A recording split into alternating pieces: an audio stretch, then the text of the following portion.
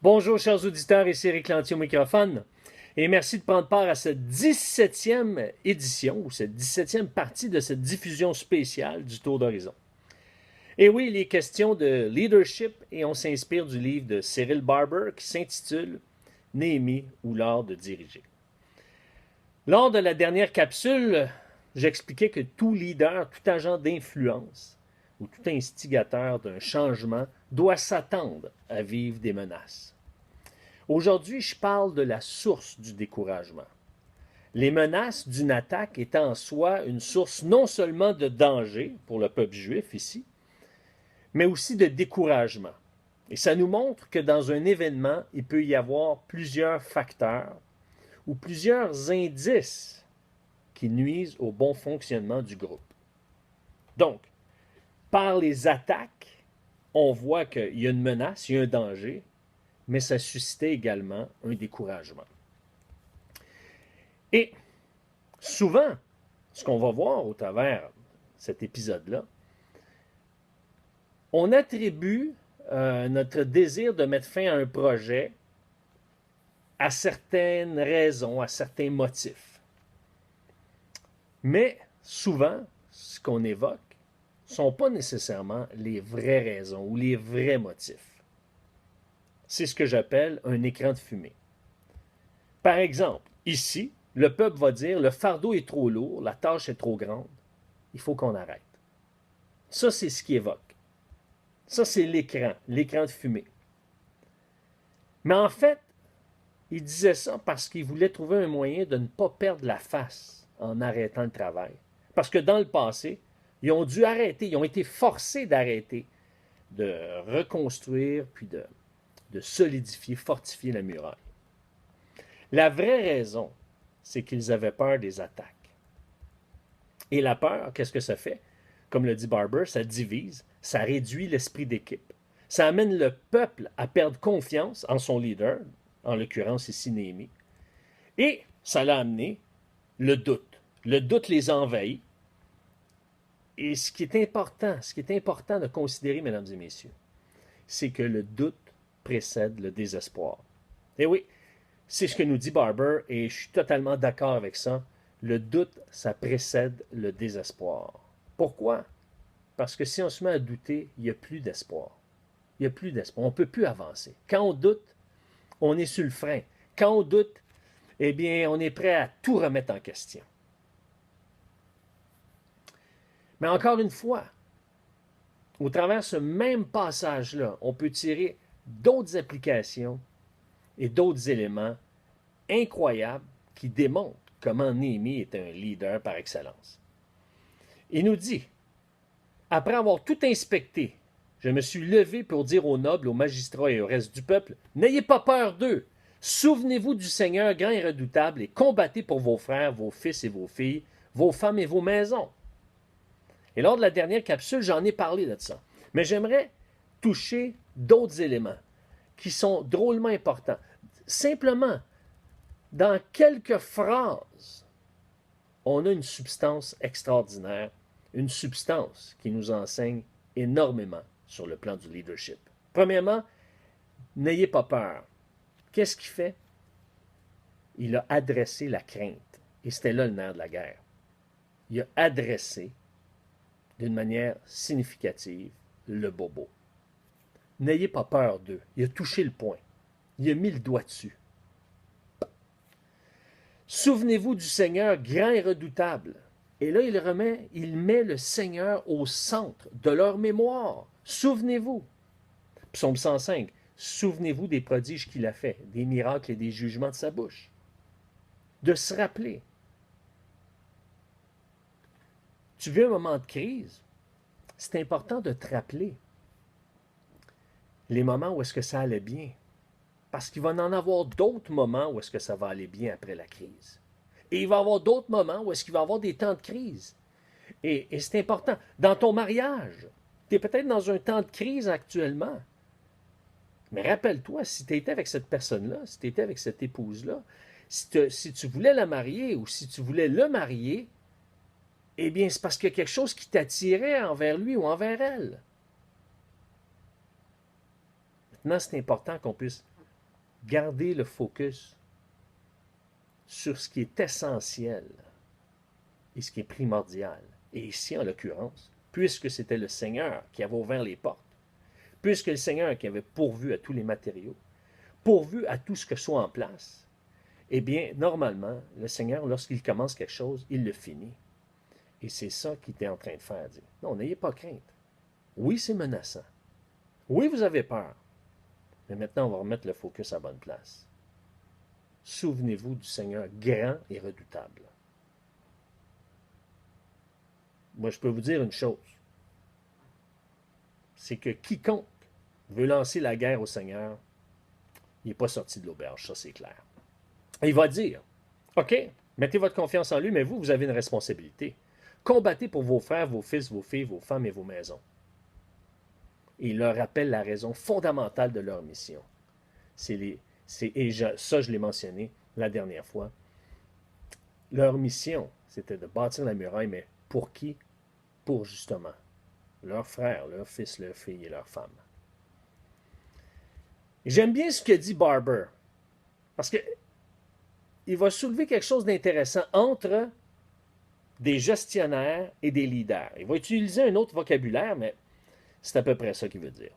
L'une des fonctions essentielles du chef est d'inspirer les gens pour qu'ils donnent le meilleur d'eux-mêmes. Celui qui ne s'attache qu'aux détails, aux chiffres, aux problèmes techniques peut devenir un expert, mais certainement pas un chef. Et donc, ce que ça veut dire, c'est pas que c'est pas important de s'attacher aux détails, aux chiffres, aux problèmes techniques. C'est très important. Puis un leader, il sait s'entourer de ces gens-là qui savent s'attacher dans une juste proportion aux détails, aux chiffres, aux problèmes techniques. C'est nécessaire, c'est essentiel. Mais c'est pas parce qu'on fait ça et on le fait bien qu'on est un chef.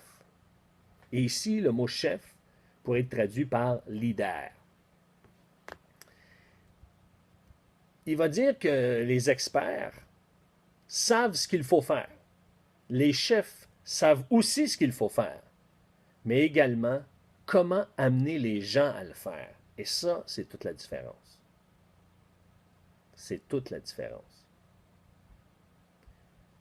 Un bon entraîneur au hockey va savoir comment amener son équipe et comment amener chaque membre de son équipe à jouer pleinement son rôle. Il y a des gens, par exemple, qui ne sont pas des marqueurs de but, mais ils sont drôlement importants pour les mises au jeu. Tu veux placer ton meilleur gagneur de mise au jeu lorsque tu es, par exemple, dans ton territoire, pour empêcher, spécialement si le score est serré ou s'il y a un risque de défaite. Tu vas avoir ton meilleur là, c'est clair.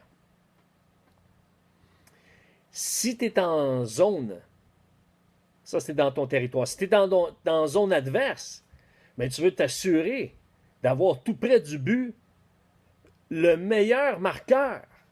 C'est clair. Et donc, un expert peut savoir ça. Mais un chef, lui, il va savoir comment diriger, comment les placer et s'assurer qu'ils vont faire le travail.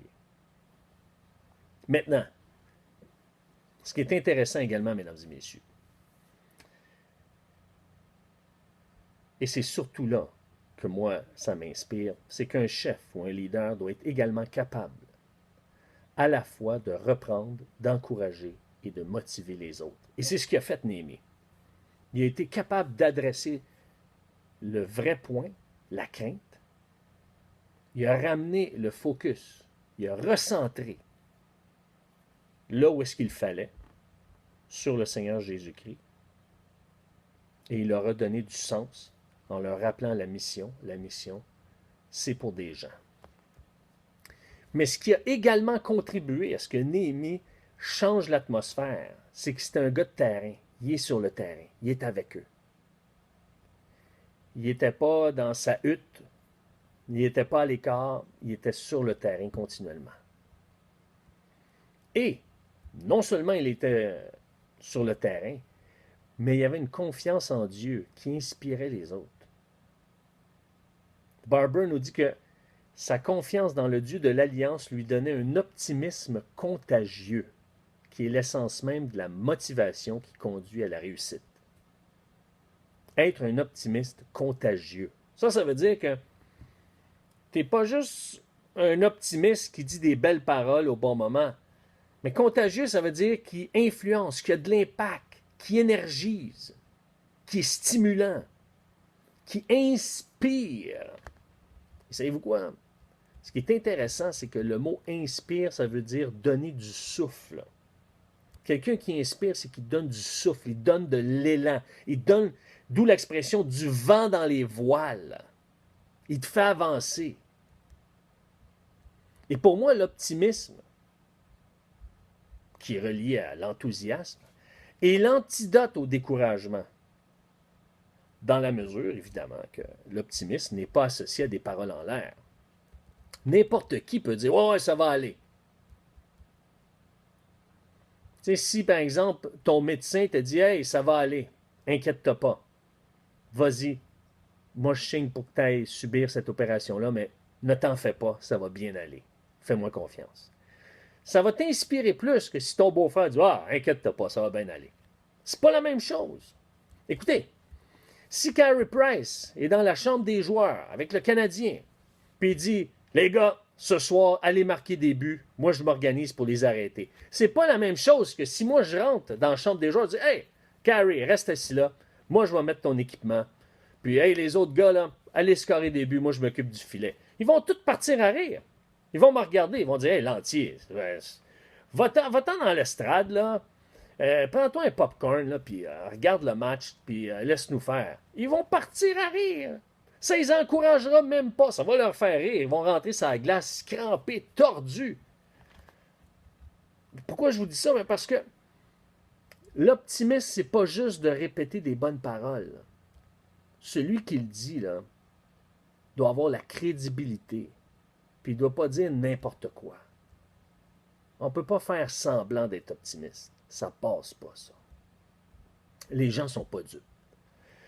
Et c'est pour ça que l'antidote au découragement, c'est un optimisme contagieux. Et savez-vous quand est-ce que ça compte? Ça compte quand on est dans l'adversité. Il y a un pasteur qui m'avait dit un jour, lui a été formé dans un quand même assez gros collège biblique. Un collège biblique qui envoyait des gens partout, des missionnaires partout à travers le monde. Il continue à en envoyer à travers le monde encore aujourd'hui.